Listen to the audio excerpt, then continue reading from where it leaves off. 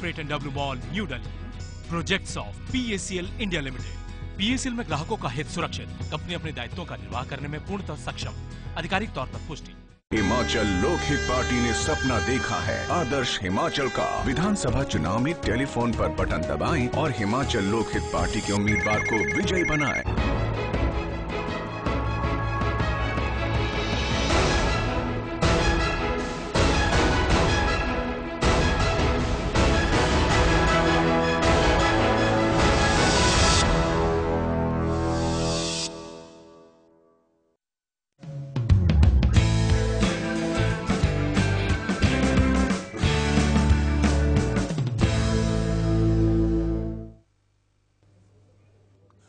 उन्नीस 1971 में हिंदुस्तान के नक्शे पर 18वें राज्य के तौर पर उभरे हिमाचल प्रदेश को आज विकसित राज्य का दर्जा हासिल है।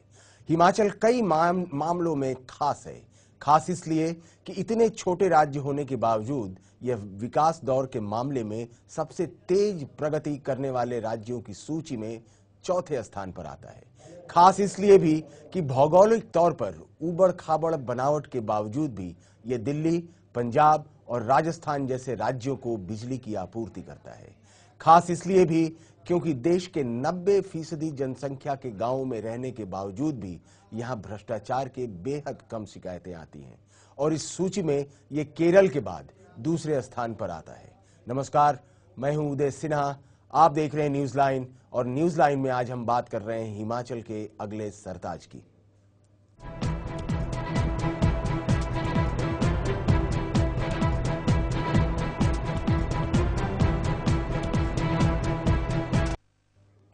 जैसे जैसे हिमाचल विधानसभा चुनावों की तारीख नजदीक आती जा रही है, वैसे वैसे यहां का सियासी पारा भी चढ़ता जा रहा है और इन सब के बीच मुख्यमंत्री प्रेम कुमार धूमल एक बार फिर अपने मिशन रिपीट की तैयारी में जुटे हुए हैं। आइए ऐसे में नजर डालते हैं प्रेम कुमार धूमल के सियासी सफर पर। भारतीय जीवन बीमा निगम में सहायक के तौर पर अपने करियर की शुरुआत करने वाले हिमाचल प्रदेश के वर्तमान मुख्यमंत्री प्रेम कुमार धूमल का जन्म 10 अप्रैल 1944 को हिमाचल प्रदेश के हमीरपुर जिले में हुआ था। प्रेम कुमार धूमल ने पंजाब यूनिवर्सिटी के दोआबा कॉलेज जालंधर से ग्रेजुएशन की अपनी पढ़ाई पूरी की और इसके बाद ही वो LIC से जुड़ गए। भारतीय जीवन बीमा निगम में काम करने के साथ साथ प्रेम कुमार धूमल ने अंग्रेजी साहित्य में पोस्ट ग्रेजुएशन की और साथ ही अपनी लॉ की पढ़ाई भी पूरी की। इसके बाद उन्होंने पंजाब यूनिवर्सिटी इवनिंग कॉलेज और दोआबा कॉलेज जालंधर में बतौर प्रोफेसर भी काम किया। इनके परिवार में पत्नी शीला धूमल और 2 बेटे हैं। प्रेम कुमार धूमल को एक जमीन से जुड़े हुए नेता के तौर पर देखा जाता है।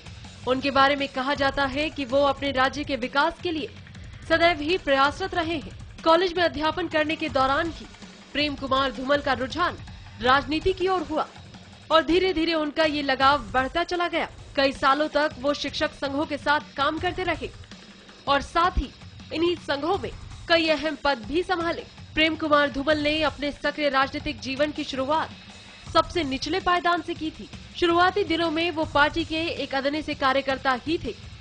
इसके बाद धीरे धीरे अपनी प्रतिभा और हुनर के बलबूते पर अपनी होशियारी के साथ वो भारतीय जनता युवा मोर्चा में कई बड़े पदों पर रहे। प्रेम कुमार धूमल हिमाचल प्रदेश के हमीरपुर निर्वाचन क्षेत्र से चुनाव जीतने के बाद 9वीं और 10वीं लोकसभा में सदस्य रहे। साल 1993 में वो भारतीय जनता पार्टी के राज्य अध्यक्ष बनाए गए। साल 1998 में जब पहली बार प्रेम कुमार धूमल ने विधानसभा चुनावों में जीत दर्ज की, तब वो प्रदेश के मुख्यमंत्री बनाए गए। साल 2007 के उपचुनावों में जीतने से पहले प्रेम कुमार धूमल हिमाचल प्रदेश विधानसभा में नेता विपक्ष के रूप में अपनी सेवाएं दे रहे थे। मुख्यमंत्री के रूप में अब ये उनका दूसरा सफल कार्यकाल है और अब यह आगे देखना दिलचस्प होगा कि इस बार हिमाचल के महासंग्राम में क्या धूमल एक बार फिर दूसरी पार्टियों की छवि धूमल कर जीत दर्ज कराते हैं या नहीं। Bureau report, channel 1 news.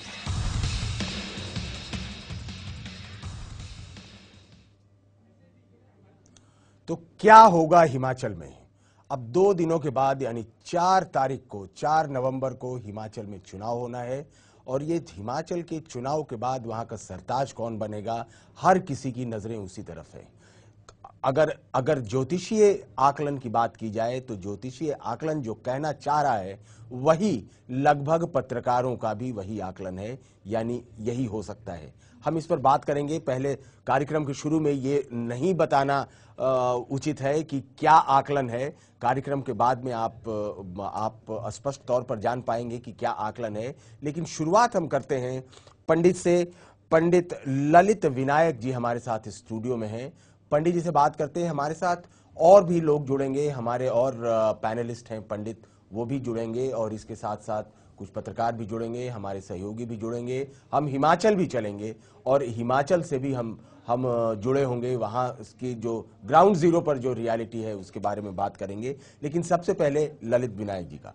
Lalit ji, आपका बहुत बहुत स्वागत है इस कार्यक्रम में। और कार्यक्रम की शुरुआत में मैं जानना ये चाहूंगा और इसके माध्यम से अपने दर्शकों को ये बताना उचित है हम लोगों के लिए कि किस राशि में चंद्रमा के होने पर चुनाव हो रहा है, नंबर 1।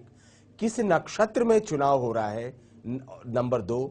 और नंबर 3, प्रेम कुमार सिंह धूमल और वीरभद्र सिंह, इन दोनों की व्यक्तिगत कुंडलियां क्या कहती हैं? जी देखिए, 4 नवंबर को मिथुन राशि में चंद्रमा का गोचर भ्रमण होगा। चंद्रमा जो मिथुन राशि, जहां पे आप देखते हैं कि मिथुन राशि के ऊपर 2 फोटो बनी होती है, मेल और फीमेल की, तो ये अपने आप में एक बड़ा ही जिसे कहते हैं विरोधाभासक चिन्ह है मिथुन राशि का, दुविधा कारक है। तो इसलिए ये मैं कहना चाहूंगा कि यहाँ पर चुनाव बहुत आसान भी नहीं होगा, बहुत इसमें संघर्ष में स्थिति होगी। और जहां तक मैं दोनों उम्मीदवारों की बात करूं तो वो उम्मीदवारों की भी दोनों की जन्म की जो राशियां हैं वो तुला राशियां हैं और दोनों की तुला राशियां हैं और जन्म की तुला राशियां हैं और दोनों की तुला राशि की स्थिति में उनकी 7.5 का मध्य पाठ है। तो लगभग ये बराबर की टक्कर है, इसे किसी तरह की कमजोर स्थिति नहीं बननी चाहिए। और जैसा कि अभी आप बता रहे थे कि धीरे धीरे हम इस चीज पे आएंगे कि निर्णायक स्थिति पे आएंगे कि कहां पर स्थितियां मजबूत ज्यादा दिखाई पड़ रही हैं। जी, अब वीरभद्र सिंह के सियासी सफर पर अगर हम बात करें, जो वहां के मूल प्रतिद्वंदी हैं प्रेम कुमार सिंह धूमल पर हम बाद में आएंगे, लेकिन पहले वीरभद्र सिंह पर बात करें। वीरभद्र सिंह यहां से यानी केंद्र की राजनीति से भेजे गए वापस हिमाचल में। केंद्र में अच्छे भले थे, केंद्र में मंत्री थे क्या, और केंद्र में उनकी अच्छी हैसियत भी थी, लेकिन उनके ऊपर आरोप लगे। आरोप लगने का मतलब ये कि उन्हें किसी तरीके से अपमान का सामना करना पड़ा, विरोध का सामना करना पड़ा, और इसके बाद वो यहां दिल्ली की सियासी गलियों से हटकर और हिमाचल प्रदेश पहुंच गए। वहां पर भी जब गए तब बहुत स्मूथ रनिंग नहीं थी उनकी। जब वो गए तो उस समय वहां हिमाचल प्रदेश कांग्रेस के अध्यक्ष कोई और थे। हिमाचल प्रदेश कांग्रेस कौल सिंह ठाकुर थे वहां पर। उसके बाद फिर उनको हटाया गया, इन्हें अध्यक्ष पद पर नवाजा गया और उसके बाद टिकट बांटने की जिम्मेवारी भी इनको दी गई, जो कि पहले नहीं दी गई थी। तो यानी ये मैं कहना ये चाह रहा हूं कि जब दिल्ली से हिमाचल गए, पहले दिल्ली की स्थितियां खराब हुई, फिर हिमाचल में खराब स्थितियां थी, स्थितियां अच्छी बनी और स्थितियां अच्छी बनने के बाद ये निर्णायक भूमिका में आए। अब इनका ग्रह गोचर क्या कह रहा है, जैसा क्या राशि है उनकी, और उस राशि में जैसा आपने बताया कि मध्य भाग में है 7.5 का, तो मध्य भाग का की 7.5 कैसी होती है? देखिए, यहाँ पे मैं आपको बताऊं, मध्य भाग में शनि का गोचर भ्रमण, खास तौर पे 7.5 का जो मध्य पाठ होता है तुला राशि का जी, तो उस स्थिति में स्थितियां काफी अच्छी होती हैं, मजबूत होती हैं। लेकिन यहाँ पे बृहस्पति भी काफी मायने रखता है, जो इनके अष्टम स्थान पे चला गया है जी। तो अष्टम स्थान पे जाने पर राजनीतिक स्थिति चुनाव के तौर पर देखा जाए तो यहाँ पर कुछ वीकनेस भी लाता है, कुछ परिस्थितियों में खराबी भी लाता है, जिसके कारण इनके साथ इन्हें काफी संघर्ष करना पड़ेगा, काफी मेहनत करना पड़ेगा, तभी इस चुनाव में किसी स्थिति पर ये पहुंच पाएंगे। शुक्र मंगल भी इनकी जन्म कुंडली में एक साथ है, जो अभी आपने बताया कि इनके ऊपर आरोप भी लगते रहे हैं, छवि भी खराब होती रही है। वो एक बहुत बड़ा रीजन है कि ऐसे व्यक्ति के साथ हमेशा से कुछ ना कुछ आरोप, तो राजनीति में वैसे सब पे ही लगते हैं, लेकिन जिनके शुक्र मंगल साथ होते हैं उन पर ये आरोप कुछ ज्यादा ही लगते हैं। चलिए आरोप पर बात करें। हमारे साथ इस बीच में दीपा शर्मा जुड़ गई हैं। दीपा शर्मा टैरो कार्ड की एक्सपर्ट हैं। लेकिन साथ में न्यूमरोलॉजिस्ट भी हैं।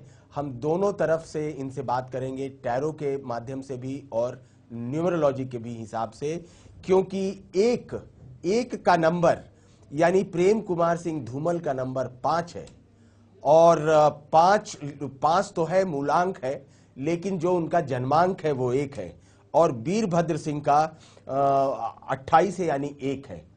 तो ये दोनों पर हम बात करेंगे। सबसे पहला सवाल दीपा जी आपसे, जो कि आप हमारे पंडित ललित विनायक जी कह रहे थे, आरोप लगते रहे हैं, दोनों तुला राशि के हैं, दोनों पर जो शनि का जो ढैया चल रही है, एक पर और एक पे 7.5 ही चल रही है, मध्य भाग में है।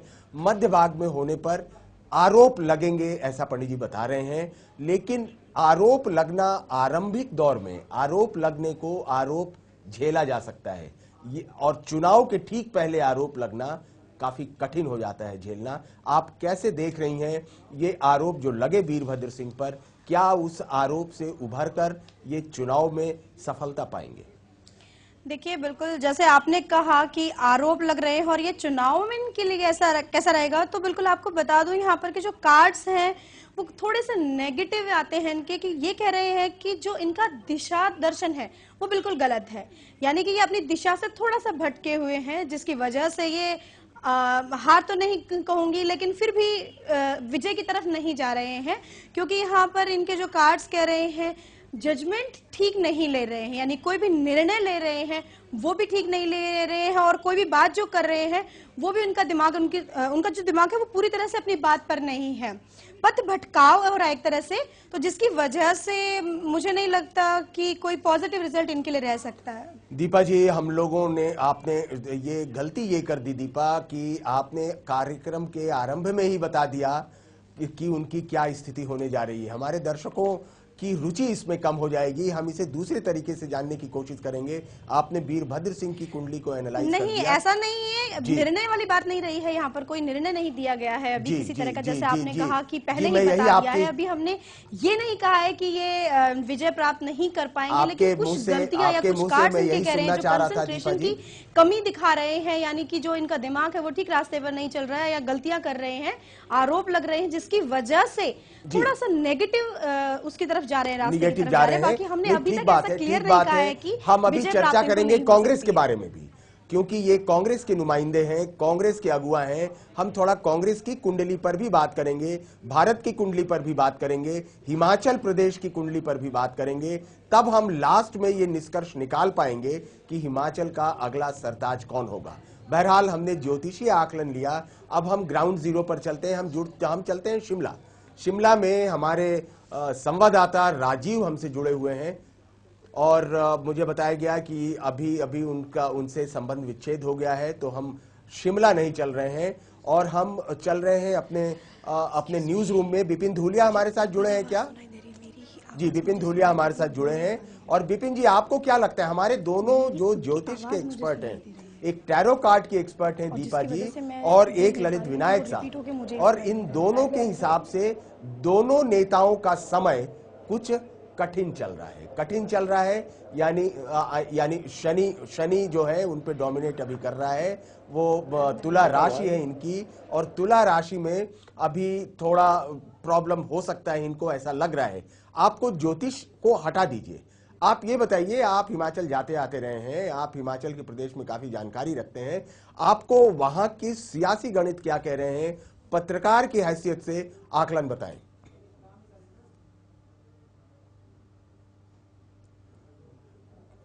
विपिन जी, क्या आप तक हमारी आवाज पहुंच रही है? नहीं, ऐसा लगता है विपिन जी तक हमारी आवाज नहीं पहुंच रही है। जैसे ही हम विपिन जी से जुड़ते हैं तो हम उनसे लेते हैं ये सवाल। फिलहाल हम चलते हैं ललित विनायक जी के पास। और ललित जी, जो चर्चा है वो मैंने आपको थोड़ा बहुत इंडिकेट कर दिया कि हम क्या चर्चा हमें अभी और करनी चाहिए। इंडिविजुअल कुंडली के बाद हम इन दोनों पार्टियों की कुंडली पर विचार कर सकते हैं क्या? यानी हम भारतीय जनता पार्टी की कुंडली और कांग्रेस की कुंडली पर विचार कर सकते हैं क्या? इन दोनों की कुंडलियों पर विचार करने के बाद इन व्यक्तिगत कुंडली इनकी कैसे मैच खाती है, इसके विषय में कुछ जानकारी दे सकते हैं पंडित जी आप? देखिए, मैं आपको एक और अच्छी चीज बताता हूँ, इससे भी ज्यादा जो सहायक होगी हमारे श्रोताओं को सुनने के लिए, हमारे दर्शकों को देखने के लिए। इस समय तुला राशि में हम देखते हैं तराजू का एक निशान बना होता है, बैलेंस। तुला राशि, हाँ, बैलेंस बना होता है। तो तुला राशि में जब शनि आता है तो पूरे विश्व भर में कुछ उथल पुथल मचाता है। लेकिन तुला राशि में पंडित जी शनि उच्च का होता है, फिर भी ये उथल पुथल क्यों होता है? उथल पुथल इसलिए होती है कि जब ये एंटर करता है, जैसे इसने नवंबर 2011 में एंटर किया है, तो चीजों को बैलेंस करने के लिए, जब चीजें हमारी बिगड़ी हुई होती बहुत हैं, अच्छी बात है पंडित जी, उसको ठीक करने के लिए हमें पहले बैलेंसिंग करनी होती है, उसमें कुछ उठापटक होती है, तब परेशानियां होती हैं। तो मैं इस समय तो कहूंगा, चाहे आप बीजेपी को कहिए, चाहे आप कांग्रेस को कहिए, चाहे आप किसी भी अन्य पार्टी को कहिए, किसी के लिए भी कोई राह आसान नहीं होगी। बृहस्पति जब तक कर्क राशि में नहीं पहुंच जाएगा, यानी मई 2014 से लेकर नवंबर 2014 के बीच में ही पूरे विश्व भर में स्थिरता धीरे धीरे आनी शुरू होगी। अभी जो पोर्शन है वो कहीं पर पहले और कहीं पर बाद, ये बैलेंस बनाने का पीरियड है और ये धीरे करके ये बैलेंस बनाएगा। यानी शनि महोदय बैलेंस बनाएंगे, और जब बृहस्पति उच्च के होंगे, जब आप कह रहे हैं कि बृहस्पति कर्क में जाएंगे, कर्क में बृहस्पति उच्च के होंगे, और जब वो उच्च के बृहस्पति होंगे तभी स्थिरता आएगी। शनि का 10वां संबंध भी बृहस्पति से बन जाएगा और दोनों ही उच्च राशि में पहुंचे होंगे और वहां पर बहुत अच्छी पूरे विश्व की स्थिति बनेगी। जी, पूरे विश्व के लिए ये स्थिति ठीक होगी। और भारत में भी ठहराव आएगा। भारत में ठहराव किस मायने में ठहराव आएगा? राजनीतिक स्थितियों का जो ठहराव होता है वो हमारे देश में आर्थिक स्थितियों को लीजिए, स्वास्थ्य कारणों पे लीजिए, सब चीजों का उस पर बेहतर रिजल्ट जाता है। तो 2014 में मई के बाद ये ठहराव आना शुरू होगा। उसके जी, न्याय के ग्रह हैं शनि, ऐसा हम मानते हैं। न्याय के ग्रह और अपनी उच्च राशि तुला, जहां पे उनका काम ही है न्याय को, चीजों को बराबर बैलेंस में लाना, तो वहां पर ये पहुंच गए हैं। लेकिन जाने के बाद टाइम लेंगे, चीजों को ठीक करने में, दुरुस्त करने में वक्त लगेगा। ये बहुत धीमे धीमे चलते हैं, धीमे चलते हैं। शनि का गोचर बहुत धीमे होता है। एक महीना में 1 डिग्री शायद चलते होंगे। 1 डिग्री चलते हैं जी, 1 डिग्री चलते हैं, तो बहुत ही धीमा वो चलते हैं। शायद इसी वजह से आप जो बता रहे हैं कि कुछ समय लगेगा और उस समय के बाद ही स्थिरता आएगी। लेकिन धीमे तो बृहस्पति भी चलते हैं। बृहस्पति 13 महीने में एक राशि पार कर लेते हैं। शनि की 2.5 साल से लेके 3 साल तक का समय होता है जिसमें राशि पार करता है, क्योंकि शनि बीच में रेट्रोग्रेड होके कभी काफी लंबा टाइम भी ले लेता है। जी, जैसे इसके पहले भी नवंबर में आने के पहले भी रेट्रोग्रेड थे। नवंबर में आने के बाद फरवरी में रेट्रोग्रेड होकर अगस्त तक फिर ये दूसरी राशि में आने में वक्त लगा। जून में मार्गी हुए। इस जून में मार्गी हुए और 4 अगस्त के आसपास जाकर ये फिर अपनी तुला राशि में आए। शनि जी, इस पर हम ललित विनायक जी, इस पर हम चर्चा जारी रखेंगे। हमें कमर्शियल ब्रेक लेना पड़ेगा और जल्दी से लेते हैं एक छोटा सा ब्रेक, शीघ्र लौटकर वापस आते हैं, कहीं मत जाइएगा।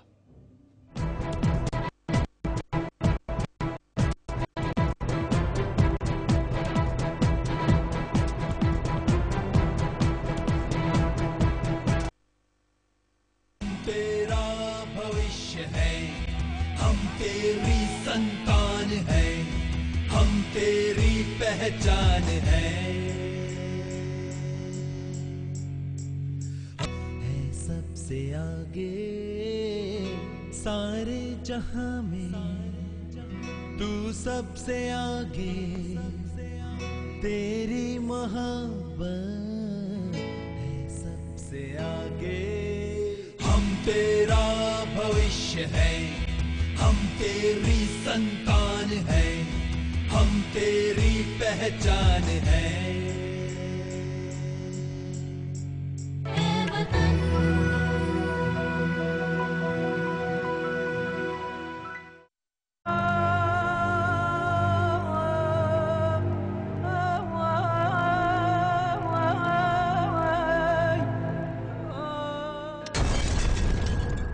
कहने और करने में बड़ा अंतर है। बीजेपी सिर्फ कहती है, करती नहीं है। बूढ़े आदमी हम, जिनके कोई बाल नहीं, बच्चा नहीं, कोई संभालने वाला नहीं हमको, तो हमने पेंशन मांगने गए तो हमको बोला नहीं, तुमको नहीं मिलती। हिमाचल प्रदेश में सड़कों की हालत बहुत ही खराब है। जगह जगह पर गड्ढे पड़े हुए हैं और कचरा पड़ा रहता है।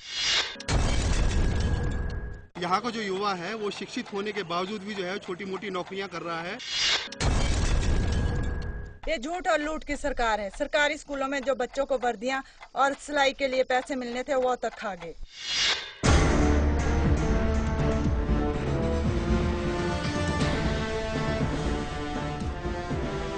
राजा वीरभद्र जी बहुमत से जीत कराए, जिससे हिमाचल की खुशहाली बढ़े। हिमाचल प्रदेश के सभी मतदाता 4 नवंबर को वोट जरूर डालें। चैनल 1 न्यूज की ओर से जनहित में जारी। ओ हिमाचल की जनता, आई है दीदी ममता, जनता के हक की खातिर जिसने ठुकरा दी केंद्र की सत्ता। अब आपका फर्ज भी है बनता, जब सबको देखा बार बार, हिमाचल में टीएमसी अब की बार। हिमाचल में व्यवस्था परिवर्तन के लिए घास फूल के निशान का बटन दबाएं। हिमाचल के संग्राम में युवा होंगे तुरुप का पत्ता, वही जीतेगा जो करेगा युवाओं के दिल पर राज। अनुराग ठाकुर, बीजेपी के युवा सेनाध्यक्ष। 108 फ्री एम्बुलेंस सेवा की सौगात, हर गरीब को मिला है इसका लाभ। भाजपा वोट की सही हकदार, मददगार सरकार फिर एक बार। हर गरीब को मिला सस्ता राशन, धूमल ने दिया स्वच्छ व कुशल प्रशासन। भाजपा वोट की सही हकदार, मददगार सरकार फिर एक बार। मजदूरों को मिला दिहाड़ी का नया उपहार, 75 रुपए से किया 150, गरीबों की उम्मीदों को दी धूमल ने नई आस। भाजपा वोट की सही हकदार, मददगार सरकार फिर एक बार। पॉली हाउस बनाने में 80% की दी मदद, धूमल सरकार ने बदल दी किसानों की किस्मत। भाजपा वोट की सही हकदार, मददगार सरकार फिर एक बार। अटल वर्दी योजना और सामाजिक सुरक्षा पेंशन, धूमल सरकार ने दूर कर दी सबकी टेंशन। भाजपा वोट की सही हकदार, मददगार सरकार फिर एक बार। हिमाचल प्रदेश के सभी मतदाता 4 नवंबर को वोट जरूर डालें। चैनल 1 न्यूज की ओर से जनहित में जारी। दिल्ली में बैठकर हालात बदलने की बात करते हैं, उनका हमसे और हमारे बच्चों से क्या वास्ता। भाजपा ने हमारे बच्चों को मुफ्त में वर्दी दी, उनको खुशियां दी और हमारी मदद की। मदद का ये सिलसिला जारी रहेगा। बच्चों को देते रहेंगे वर्दी भी और साथ में स्कूल का बैग और डिक्शनरी भी। हमारा ये इरादा है और आपसे पक्का वायदा है। दिल की यही पुकार, मददगार सरकार फिर एक बार। भारतीय जनता पार्टी। कांग्रेस ने कभी भी किसी राज्य में कोई बेरोजगारी भत्ता नहीं दिया, बस अपने झूठे वादों से हमें बहकाते रहते हैं। जबकि भाजपा ने हम जैसे 2.5 लाख बेरोजगारों को दिए रोजगार के अवसर और सही मायने में हमारी मदद की। मदद का ये सिलसिला जारी रहेगा। अब हम देंगे 10 लाख नौजवानों को रोजगार और स्वरोजगार के अवसर। अब मिलेगा सस्ता ऋण केवल 2% ब्याज पर। हमारा ये इरादा है और आपसे पक्का वायदा है।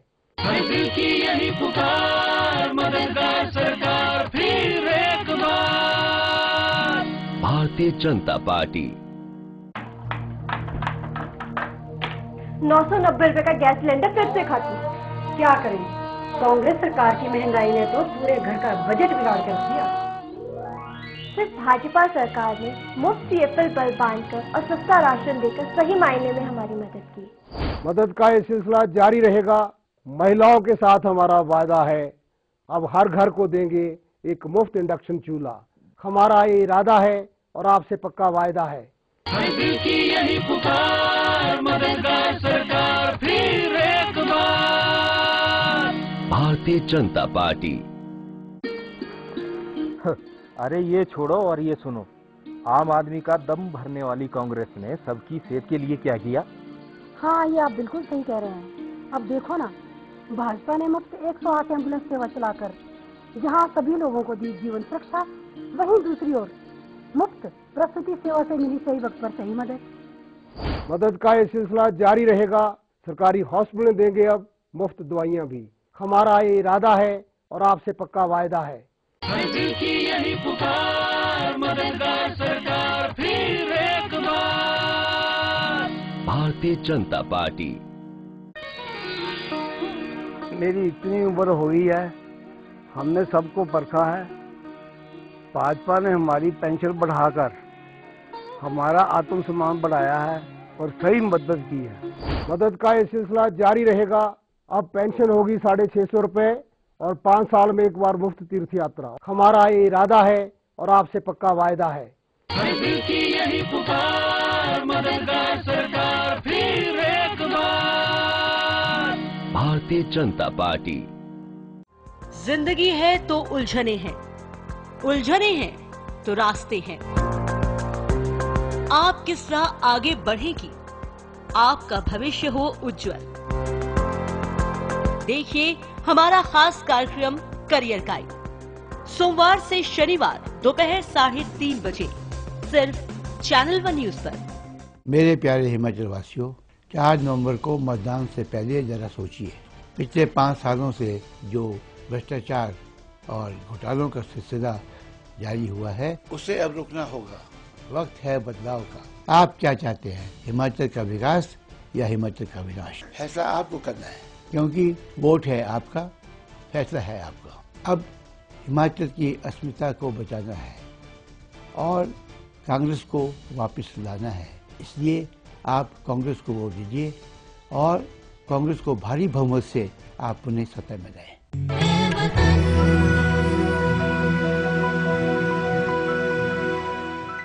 PACL इंडिया लिमिटेड पेश करते हैं Pearls Residency Mohali, Pearls City Mohali, Pearls Royal Garden Sehore, Pearls Gateway Madurai, Pearls Township Bathinda, Pearls Riviera Cochin, Pearls Gateway Tower Noida और Pearls Corporate and W Mall New Delhi. Projects of PACL India limited. PACL में ग्राहकों का हित सुरक्षित, company अपने दायित्वों का निर्वाह करने में पूर्णतः सक्षम। आधिकारिक तौर पर पुष्टि। हिमाचल लोकहित पार्टी ने सपना देखा है भ्रष्टाचार मुक्त आत्मनिर्भर आदर्श हिमाचल का। आओ देवभूमि हिमाचल से भ्रष्टाचारियों, भूमाफिया और दलालों के कब्जे को हटाएं। विधानसभा चुनाव में टेलीफोन पर बटन दबाएं और हिमाचल लोकहित पार्टी के उम्मीदवार को विजयी बनाएं।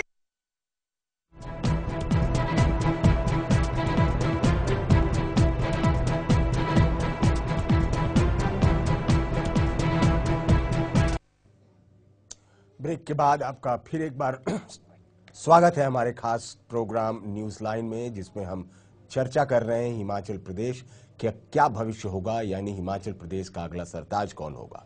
भले प्रेम कुमार धूमल अपने जीत के तमाम दावे कर रहे हों, लेकिन इसका अंदाजा तो उन्हें भी होगा कि वीरभद्र सिंह के तौर पर उनके सामने एक बेहद मजबूत प्रतिद्वंदी खड़े हैं। 3 बार हिमाचल के मुख्यमंत्री रहे वीरभद्र सिंह के सियासी डगर पर आइए डालते हैं एक नजर। वीरभद्र सिंह हिमाचल की जंग जीतने के लिए दिन रात एक कर रहे हैं। उनकी कोशिश है कि वो बीजेपी को सत्ता से बाहर का रास्ता दिखाएं और हिमाचल की सत्ता एक बार फिर से कांग्रेस को दिलाएं। वीरभद्र सिंह कांग्रेस के एक ऐसे कद्दावर नेता हैं जिनकी हिमाचल से लेकर दिल्ली तक तूती बोलती है। प्रधानमंत्री मनमोहन सिंह और मैडम सोनिया गांधी से भी उनके बेहद करीबी रिश्ते हैं। वीरभद्र सिंह का जन्म 23 जून 1934 को शिमला में हुआ। इनके परिवार में पत्नी प्रतिभा सिंह और एक बेटा, 2 बेटियां हैं। वीरभद्र सिंह ने अपना अध्यापन दिल्ली से किया। उनकी रुचि हमेशा से ही राजनीति में रही। वीरभद्र सिंह 1983 से 90 तक, 1993 से 98 तक और 2003 से 2007 तक हिमाचल प्रदेश के मुख्यमंत्री रह चुके हैं और साथ ही वो भारतीय राष्ट्रीय कांग्रेस के सदस्य भी है। वीरभद्र सिंह ने 16 मई 2009 को मंडी लोकसभा सीट से बीजेपी उम्मीदवार महेश्वर को रिकॉर्ड मतों से पराजित किया था।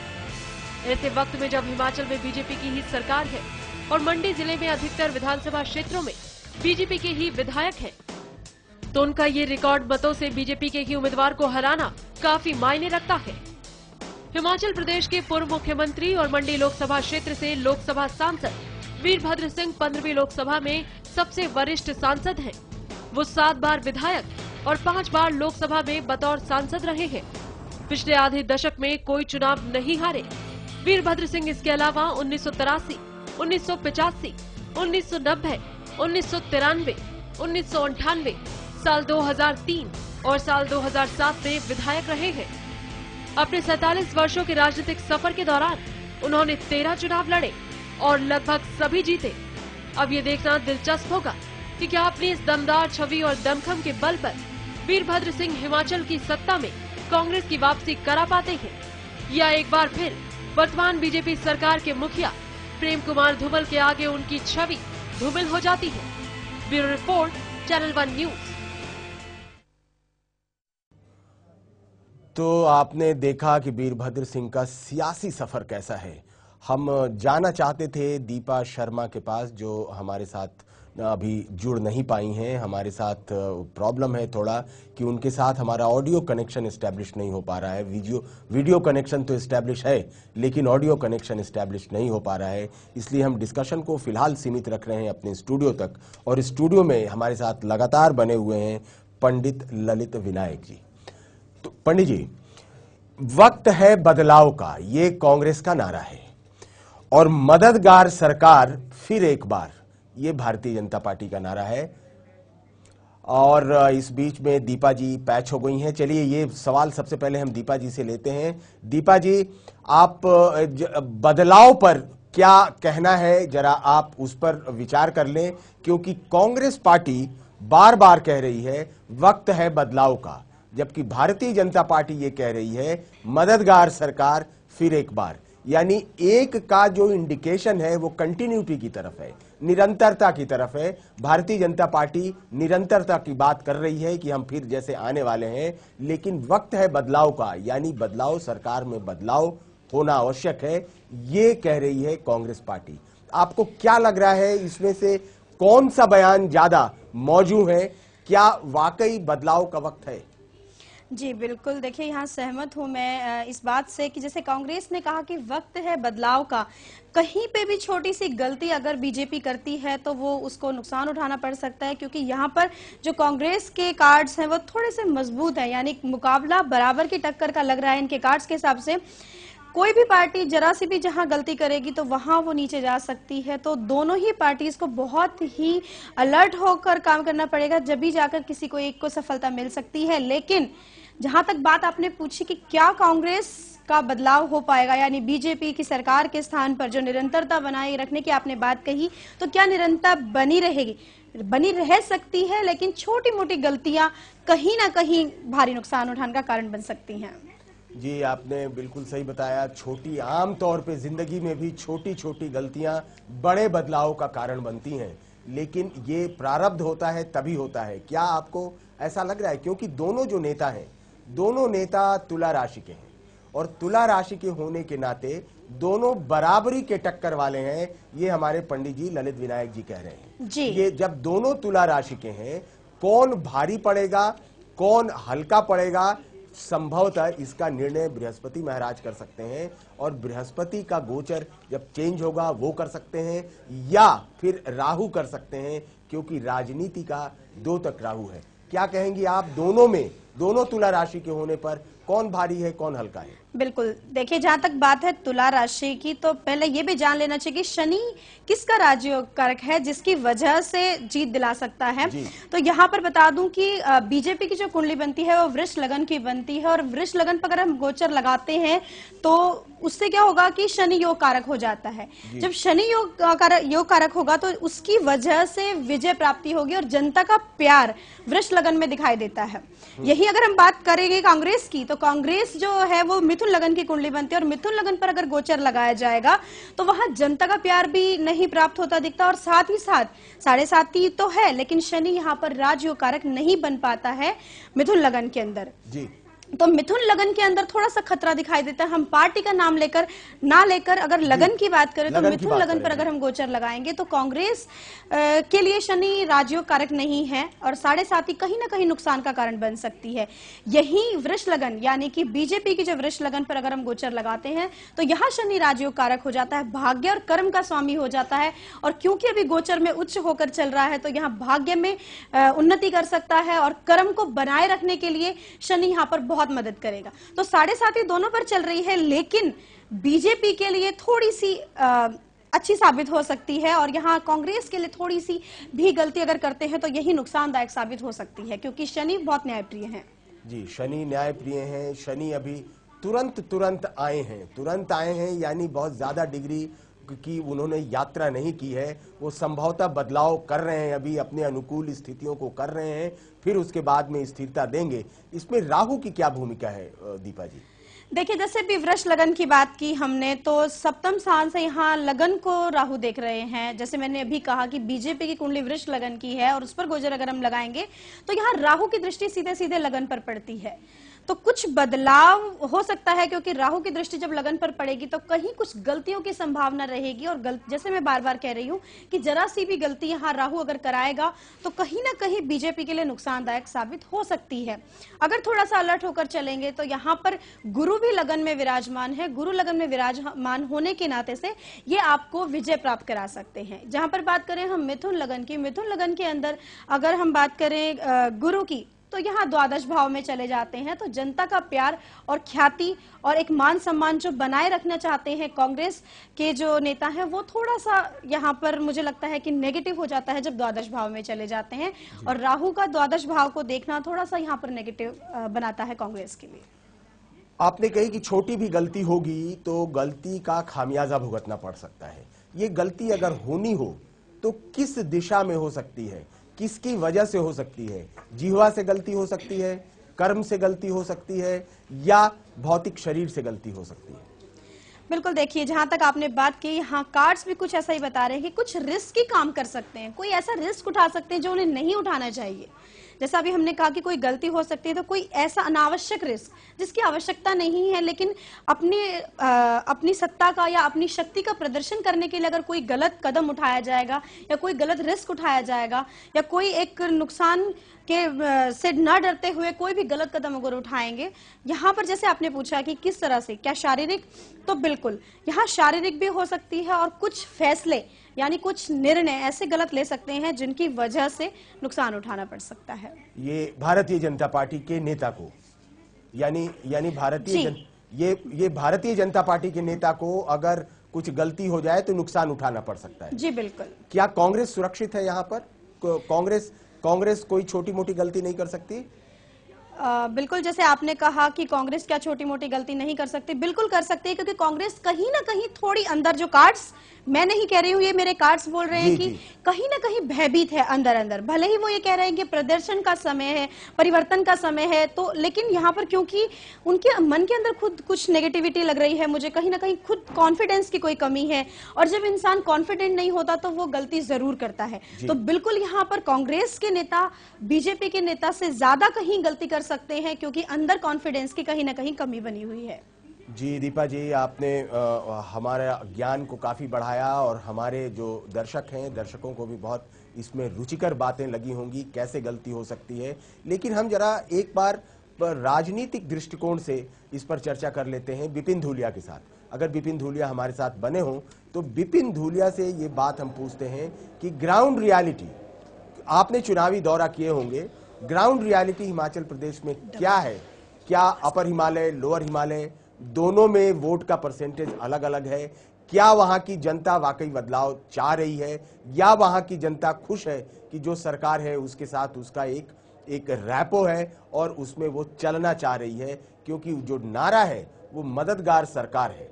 मददगार सरकार मतलब इस चीज पर स्ट्रेस दे रहे हैं, जो विज्ञापन भी जो चल रहे हैं तमाम चैनलों पर, विज्ञापन भी है कि बच्चों को जो सुविधाएं दी जा रही हैं, बच्चों को सुविधाएं दी जाती रहेंगी, बुजुर्गों को जो सुविधाएं हैं वो दी जाती रहेंगी। तो क्या लगता है बिपिन जी, क्या बदलाव का वक्त है या कंटिन्यूटी का वक्त है, निरंतरता का वक्त है या परिवर्तन का वक्त है? जी उदय जी, जो अलग अलग विधा के जो भविष्य वक्ताओं ने जो बात कही है कि किसी का कहना है कि भारतीय जनता पार्टी की सरकार बन सकती है, कोई कहता है कि कांग्रेस की सरकार बन सकती है, मुकाबला बहुत कांटे का है। लेकिन यहाँ पे एक विकल्प मुझे और भी नजर आता है कि कहीं ये न हो कि एक हंग असेंबली हो हिमाचल प्रदेश में पहली बार उत्तराखंड की तरह, जहाँ की जो है 35 सीटें चाहिए वहाँ स्पष्ट बहुमत के लिए कुल 68 सीटों में से, और वहाँ जिस तरह से कई सीटों पर निर्दलीय उम्मीदवार और 4-5 सीटों पर तृणमूल कांग्रेस, जिसको कि उनके उम्मीदवारों को निर्दलीय उम्मीदवार के तौर पर ही हमको देखना चाहिए, क्योंकि तृणमूल कांग्रेस का उस तरह कोई आधार उस राज्य में नहीं है। तो वहां पे अगर कुछ ये है 7-8 जो है अगर कुछ इंडिपेंडेंट और कुछ छोटी पार्टियों के टिकट पे चुने जाते हैं अगर कुछ विधायक, तो ये जरूर है कि कहीं जो 35 का जो आंकड़ा हो सकता है दोनों पार्टियां न छू पाए। मुकाबला बहुत कांटे का है और वीरभद्र सिंह जो कि अपर हिमाचल के हैं और ये लगता था कि अपर हिमाचल में वीरभद्र सिंह को जो है उनका जो आधार है वहां उनको अच्छा वोट पड़ेगा और उसी तरह से जो लेकिन जो जिस तरह से सर्वे जिस तरह से आ रहे हैं कि अपर हिमाचल में जो है बेहतर कर रही है भारतीय जनता पार्टी और लोअर हिमाचल में कांग्रेस की पकड़ मजबूत है। लेकिन कुल मिलाकर इस देखना है कि क्या उत्तराखंड की रास्ते पर हिमाचल चलेगा। तो ये जो है सबसे बड़ी बात यह है कि कांग्रेस के लिए जो सबसे बड़ा संकट ये है कि एंटी इनकम्बेंसी जरूर है धूमल सरकार की, लेकिन उनका संकट ये है कि जो पिछले चुनाव जो पंजाब और जिस तरह से उत्तर प्रदेश में हुए जहां की एक जो सरकार जो पहले थी अकाली दल की वो बरकरार रही, यहां तक कि उत्तराखंड में जो उम्मीद कांग्रेस कर रही थी जीतने की वो स्पष्ट बहुमत नहीं ले पाई और 31 सीटें कांग्रेस को मिली तो 30 सीटें भारतीय जनता पार्टी को भी मिली, तो कांटे की टक्कर रही उत्तराखंड में। तो यही एंटी इनकम्बेंसी जो कि कांग्रेस के फेवर में जानी चाहिए थी हिमाचल प्रदेश में, मुझे लग रहा है कि वो कांग्रेस को अभी उसको लेकर पूरी तरह आश्वस्त नहीं है कि क्या ये नतीजे कुछ चमत्कार करेंगे, क्या उनको स्पष्ट बहुमत मिल पाएगा, क्या हिमाचल की जो अब तक का जो हिमाचल का मिजाज रहा है, सियासी मिजाज रहा है कि 5 साल एक पार्टी की सरकार और 5 साल फिर दूसरी की पार्टी की सरकार, क्या ये पंजाब की तरह कहीं टूट तो नहीं जाएगा ये सिलसिला या ये सिलसिला आगे बना रहेगा, यही कांग्रेस की दुविधा है। और मैं फिर कहूं कि ये कांटे की टक्कर है हिमाचल प्रदेश में और किसी भी तरह पासा किसी भी तरह जा सकता है, लेकिन सबसे बड़ी बात है कि हो सकता है कि हिमाचल प्रदेश में हंग असेंबली कहीं आ न जाए। जी, हंग असेंबली कहीं आ न जाए, बहुत बड़े प्रश्न की तरफ इशारा किया है विपिन धूलिया ने। हम लौटते हैं ललित विनायक जी के पास 2 बातें जानने के लिए। एक, वक्त कैसा है, क्या वक्त बदलाव का है या वक्त निरंतरता का है, जैसे हमने इसके पहले पंडित दीपा शर्मा जी से इस पर चर्चा की। दूसरा प्रश्न, क्या स्पष्ट बहुमत की ओर इशारा कर रहा है आपका ज्योतिषी आकलन या जैसे स्वतंत्र उम्मीदवार जिनकी तरफ इशारा किया विपिन धूलिया ने, उनकी भूमिका महत्वपूर्ण हो सकती है सरकार बनाने में? ललित विनायक साहब, देखिए, जैसे आपके पत्रकार महोदय ने बताया, ये बात मुझे बहुत ज्यादा अनुमानिक लगती है कि ये स्थिति चुनाव की, क्योंकि दोनों की 7.5 है, दोनों इस स्थिति में हैं और यहाँ पर कांटे की टक्कर बहुत हद तक दिखाई पड़ती है और ऐसी स्थिति बन सकती है जैसा कि इन्होंने बताया कि उत्तरांचल में जो स्थिति बनी थी उस संभावनाओं की दोनों की अगर हम व्यक्तिगत कुंडलियों की बात करें जिनकी जो स्थितियां बन रही हैं उसमें ये स्थिति काफी तौर पर दिखाई पड़ती है कि ऐसी स्थिति बन सकती है जिसमें दूसरे लोगों का सहारा लेना पड़े और इसे आप बदलाव की स्थिति भी कह सकते हैं, जिसे आप बदलाव की, क्योंकि बदलाव भी इस चीज को दर्शाता है कि ऐसी स्थितियां जिन पे दोनों को स्पष्ट बहुमत ना आए और दूसरों बाहर के लोगों का सहारा लेना पड़े। ये प्रश्न एकदम बिल्कुल सीधा है। क्या ऐसा लग रहा है कि स्पष्ट बहुमत की ओर इशारा नहीं कर रहा है आपका ज्योतिषी आकलन? देखिए, अगर आप व्यक्तिगत तौर पे देखें तो यहाँ पर बीजेपी के जो उम्मीदवार हैं धूमल जी, उनकी स्थितियां थोड़ी मजबूत हैं बनस्पत वीरभद्र सिंह। जी, यही प्रश्न लेके दीपा जी के पास चलते हैं। दीपा जी, आप कैसे देख रही हैं इसको? क्या स्वतंत्र उम्मीदवारों की भूमिका महत्वपूर्ण देख रही हैं आप, यानी स्पष्ट बहुमत या अस्पष्ट बहुमत?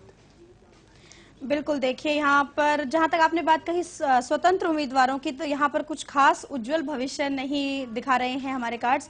स्पष्ट बहुमत की जहां तक आपने बात की तो बिल्कुल वहां मुझे लग रहा है कुछ अनुमान की उसके उम्मीद ज्यादा है कि यहाँ स्पष्ट बहुमत बिल्कुल मिल सकता है और जहां तक आपने कहा अस्पष्ट बहुमत तो उसकी भी यहाँ संभावना कम है। तो बिल्कुल आपके प्रश्न का सीधा सीधा जवाब दूं तो यही कहूंगी कि स्पष्ट बहुमत की यहाँ ज्यादा उम्मीद नजर आती है।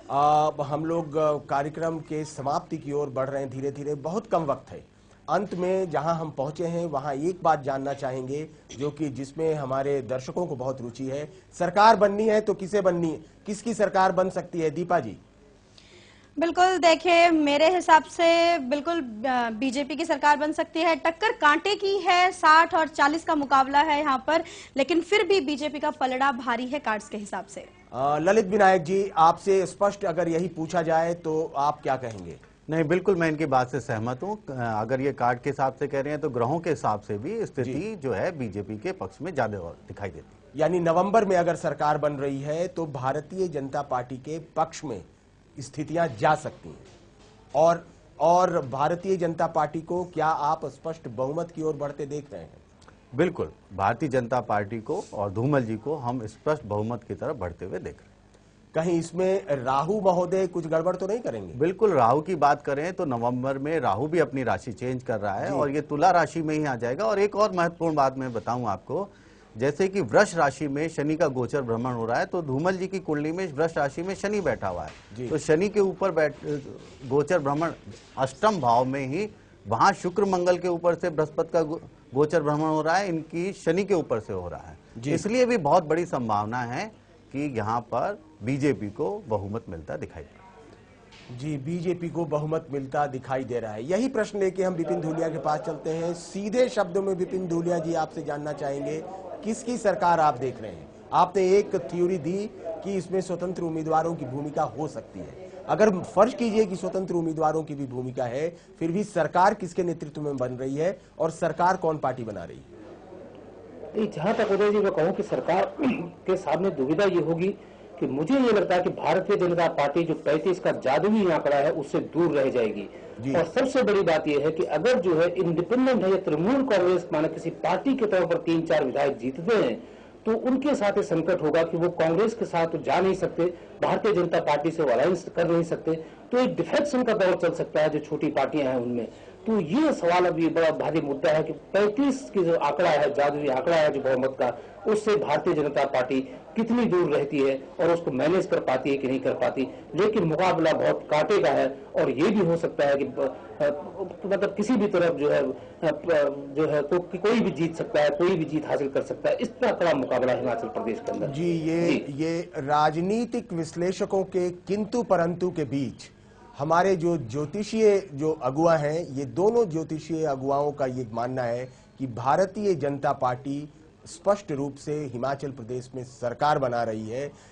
क्या होगा ये हम जिस दिन काउंटिंग होगा हम उस दिन जान पाएंगे कि ऐसी बात होती है कि नहीं होती है। तब तक के लिए आज के कार्यक्रम को हम यहीं समाप्त करते हैं। आप दोनों का बहुत बहुत धन्यवाद, आप हमारे साथ जुड़े। विपिन जी, आपका भी बहुत बहुत धन्यवाद। फिलहाल न्यूज लाइन में इतना ही, लेकिन जाने से पहले हम आपको छोड़े जा रहे हैं एक कविता के साथ जो आज के सियासी हालात पर तल्ख टिप्पणी करती है। इसे लिखा है भवानी शंकर ने। फिलहाल मुझे दीजिए इजाजत, लेकिन देश दुनिया की तमाम दूसरी खबरें जानने के लिए आप बने रहिए चैनल 1 न्यूज के साथ। धन्यवाद। हमारे अतिथियों का भी धन्यवाद। रंग होगा न कोई न राजा होगा, एक दिन वक्त का ये आम तकाजा होगा। यूं ही रहने दे मेरा जख्म, यूं ही रहने दे, तेरे मरहम से तो ये और भी ताजा होगा। भूखे नंगों को नचाकर गया है परदेसी, उसके हाथों में यकीनन कोई बाजा होगा। बरसों पहले वो रवाना हुई थी सज धज कर, अब तो डोली की जगह जनाजा होगा। फिर उभर आई है सूरज के तवे पर लाली, फिर अंधेरों ने उसे खून से मांजा होगा।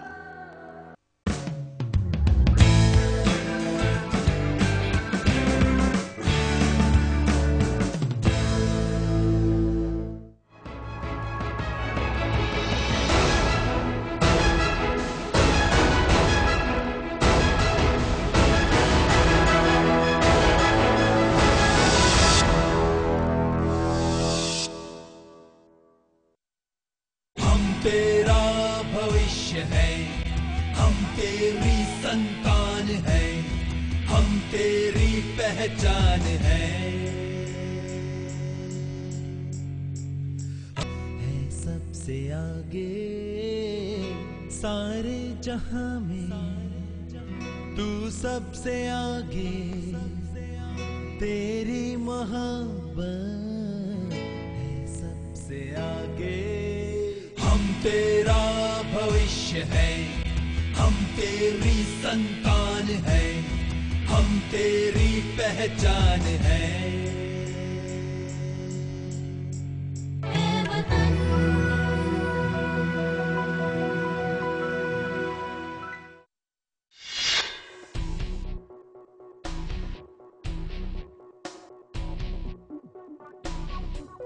हिमाचल में शिक्षा के स्तर को बढ़ाने के लिए सरकार ने किए कई वादे। आइए जानते हैं युवाओं की राय, क्या वो वादे पूरे हुए?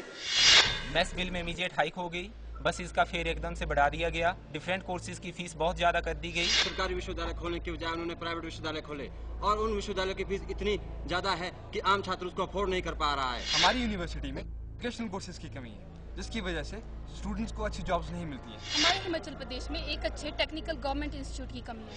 हमारे विश्वविद्यालय के इंफ्रास्ट्रक्चर की हालत बहुत खराब है, पर वर्तमान प्रदेश सरकार की सभी शिक्षा नीतियाँ फायदों तक ही सीमित है। समय आ गया है परिवर्तन का। आप किसके साथ हैं? मैं कांग्रेस के साथ हूँ। मैं कांग्रेस के साथ हूँ। मैं कांग्रेस के साथ हूँ। मैं कांग्रेस के साथ हूँ। मैं कांग्रेस के साथ हूँ। हम कांग्रेस के साथ हैं। क्या आप भी कांग्रेस के साथ हैं?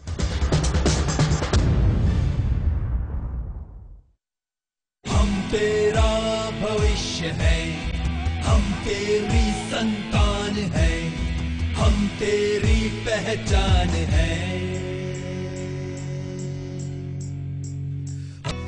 सबसे आगे सारे जहां में, तू सबसे आगे, तेरी मोहब्बत है सबसे आगे।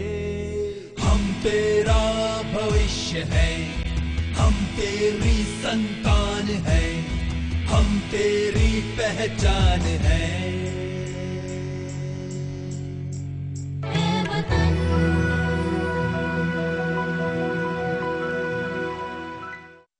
हिमाचल प्रदेश के सभी मतदाता 4 नवंबर को वोट जरूर डालें। चैनल 1 न्यूज की ओर से जनहित में जारी। पुण्य हिमाचल की जनता सब जान गई है यार, किस किस ने लूटा है इसको बदल बदल अंदाज। राजनीति में एक अनूठा हुआ नया आगाज, टीएमसी बन के आई है जन जन की आवाज।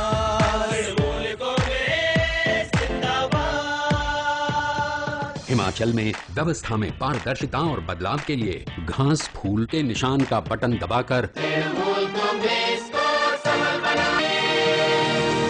हिमाचल के संग्राम में युवा होंगे तुरुप का पत्ता, वही जीतेगा जो करेगा युवाओं के दिल पर राज।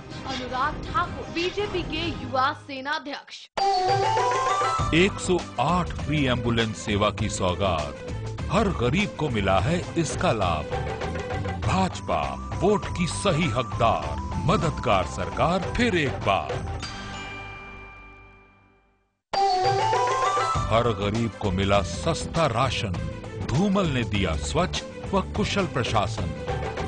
भाजपा वोट की सही हकदार, मददगार सरकार फिर एक बार। मजदूरों को मिला दिहाड़ी का नया उपहार, 75 रुपए से किया 150, गरीबों की उम्मीदों को दी धूमल ने नई आस। भाजपा वोट की सही हकदार, मददगार सरकार फिर एक बार। पॉली हाउस बनाने में 80% की दी मदद, धूमल सरकार ने बदल दी किसानों की किस्मत। भाजपा वोट की सही हकदार, मददगार सरकार फिर एक बार। अटल वर्दी योजना और सामाजिक सुरक्षा पेंशन, धूमल सरकार ने दूर कर दी सबकी टेंशन। भाजपा वोट की सही हकदार, मददगार सरकार फिर एक बार। आज देश भयंकर महंगाई की मार झेल रहा है, चारों ओर भ्रष्टाचार का दलदल फैला है और इस महंगाई का मुख्य कारण भी ये भ्रष्टाचार ही है। ये चुनाव भ्रष्टाचारियों को, महंगाई बढ़ाने वालों को, बेरोजगारी फैलाने वालों को सबक सिखाने का आपके हाथ एक सुनहरी अवसर है। कमल के फूल को वोट अपार, मददगार सरकार फिर एक बार। हिमाचल प्रदेश के सभी मतदाता 4 नवंबर को वोट जरूर डालें। चैनल 1 न्यूज की ओर से जनहित में जारी। शिमला शहर का मिशन अधूरा, तरसेम भारती करेंगे पूरा। शिमला शहर के विकास के लिए, निर्धन की आस के लिए, हर आम और खास के लिए, शिमला शहर की प्यास के लिए, स्वच्छ हवा में श्वास के लिए, रोटी और रोजगार के लिए, नए पुराने की छोड़ो आरती, अब की बार तरसेम भारती। चुनाव चिन्ह गैस सिलेंडर पर बटन दबाएं, शिमला शहर से आजाद उम्मीदवार तरसेम भारती को विजयी बनाएं। हिमाचल प्रदेश के सभी मतदाता 4 नवंबर को वोट जरूर डालें। चैनल 1 न्यूज की ओर से जनहित में जारी। दिल्ली में बैठकर हालात बदलने की बात करते हैं, उनका हमसे और हमारे बच्चों से क्या वास्ता। भाजपा ने हमारे बच्चों को मुफ्त में वर्दी दी, उनको खुशियां दी और हमारी मदद की। मदद का ये सिलसिला जारी रहेगा। बच्चों को देते रहेंगे वर्दी भी और साथ में स्कूल का बैग और डिक्शनरी भी। हमारा ये इरादा है और आपसे पक्का वायदा है। दिल की यही पुकार, मददगार सरकार फिर एक बार। भारतीय जनता पार्टी। कांग्रेस ने कभी भी किसी राज्य में कोई बेरोजगारी भत्ता नहीं दिया, बस अपने झूठे वादों से हमें बहकाते रहते हैं। जबकि भाजपा ने हम जैसे 2.5 लाख बेरोजगारों को दिए रोजगार के अवसर और सही मायने में हमारी मदद की। मदद का ये सिलसिला जारी रहेगा। अब हम देंगे 10 लाख नौजवानों को रोजगार और स्वरोजगार के अवसर। अब मिलेगा सस्ता ऋण केवल 2% ब्याज पर। हमारा ये इरादा है और आपसे पक्का वायदा है। दिल की यही पुकार, मददगार सरकार फिर एक बार। भारतीय जनता पार्टी। 990 रुपए का गैस सिलेंडर फिर से खाती। क्या करें, कांग्रेस सरकार की महंगाई ने तो पूरे घर का बजट बिगाड़ कर दिया। सिर्फ भाजपा सरकार ने मुफ्त TFL बल्ब बांटकर और सस्ता राशन देकर सही मायने में हमारी मदद की। मदद का ये सिलसिला जारी रहेगा। महिलाओं के साथ हमारा वायदा है। अब हर घर को देंगे एक मुफ्त इंडक्शन चूल्हा। हमारा ये इरादा है और आपसे पक्का वायदा है। दिल की यही पुकार, मददगार सरकार फिर एक बार। भारतीय जनता पार्टी। अरे ये छोड़ो और ये सुनो, आम आदमी का दम भरने वाली कांग्रेस ने सबकी सेहत के लिए क्या किया। हाँ, ये आप बिल्कुल सही कह रहे हैं। अब देखो ना, भाजपा ने मुफ्त 108 एम्बुलेंस सेवा चलाकर जहाँ सभी लोगों को दी जीवन सुरक्षा, वहीं दूसरी ओर मुफ्त प्रसूति सेवा से मिली सही वक्त पर सही मदद। मदद का ये सिलसिला जारी रहेगा। सरकारी हॉस्पिटल देंगे अब मुफ्त दवाइयाँ भी। हमारा ये इरादा है और आपसे पक्का वायदा है। दिल की यही पुकार, मददगार सरकार फिर एक बार। भारतीय जनता पार्टी। मेरी इतनी उम्र हो गई है, हमने सबको परखा है। भाजपा ने हमारी पेंशन बढ़ाकर हमारा आत्मसम्मान बढ़ाया है और सही मदद की है। मदद का ये सिलसिला जारी रहेगा। अब पेंशन होगी 650 रुपए और 5 साल में एक बार मुफ्त तीर्थ यात्रा। हमारा ये इरादा है और आपसे पक्का वायदा है। दिल की यही पुकार, मददगार सरकार फिर एक बार। भारतीय जनता पार्टी। हिमाचल प्रदेश के सभी मतदाता 4 नवंबर को वोट जरूर डालें। चैनल 1 न्यूज की ओर से जनहित में जारी। मेरे प्यारे हिमाचल वासियों, 4 नवंबर को मतदान से पहले जरा सोचिए। पिछले 5 सालों से जो भ्रष्टाचार और घोटालों का सिलसिला जारी हुआ है, उसे अब रुकना होगा। वक्त है बदलाव का। आप क्या चाहते हैं, हिमाचल का विकास या हिमाचल का विनाश? फैसला आपको करना है, क्योंकि वोट है आपका, फैसला है आपका। अब हिमाचल की अस्मिता को बचाना है और कांग्रेस को वापस लाना है। इसलिए आप कांग्रेस को वोट दीजिए और कांग्रेस को भारी बहुमत से आप उन्हें सत्ता में लाएं।